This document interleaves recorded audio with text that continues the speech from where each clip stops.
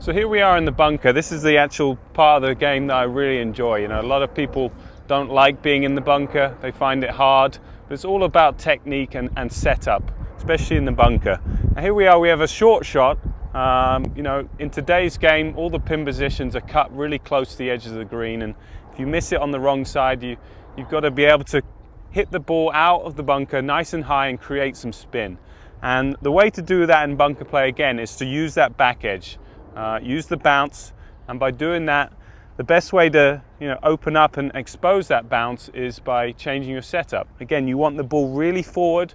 You almost want the shaft of the club leaning backwards. That will really expose that back edge.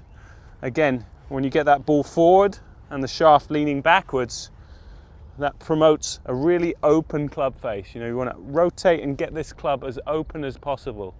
Now, and if you want to create spin and speed, spin with a bunker shot, you've got to hit it very hard. And by opening it up, you're glancing across the blade, and you can hit it as hard as you want and create more spin. So let's try and hit one. Nice and forward, shaft leaning back.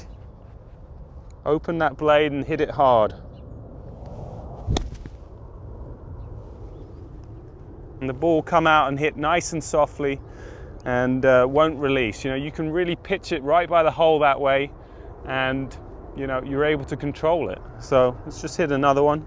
Again, you want nice thin divots. That's one of the secrets in bunkers. Nice thin divots. As soon as you see a thick, deep divot, that means someone's used that front edge too much, and you're not going to be able to create spin that way. Nice and forward, handle leaning back.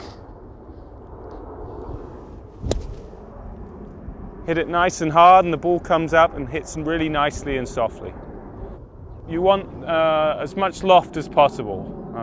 The more loft, the harder you can hit it and the more spin you can create. So the only time I'd ever use something with less loft is if I want to hit a longer bunker shot, maybe something that runs a bit more. Here with a short pin, you want to get it up and stopping as quickly as possible. So 60 degrees is the way to go. So I think as a young kid, I always enjoyed the challenges of short game. Whether it was bunkers, chipping, pitch and run, putting.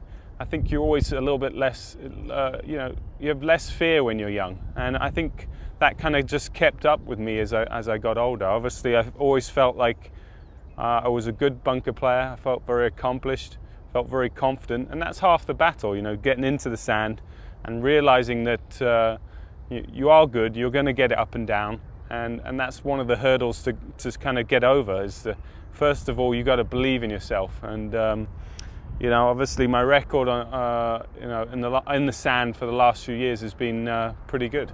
I first started at a place called Hazelmere, and it was probably my brother obviously played with me, another couple friends, and we used to play a lot of short game, just games. We would pretend to be Sevi sometimes, get in the terrible positions, plug lies on the side of banks, trying to get it up and down, because he was just known for that flair and that way of getting up and down, and we would just imitate that. And I think just through putting yourself in tricky situations like that and trying to get up and down, and focusing on short game, it really served me well up until this day. I've become known as one of the best short game players in the world, and I think a lot of that had to do with all that time and effort that I put in as a young boy.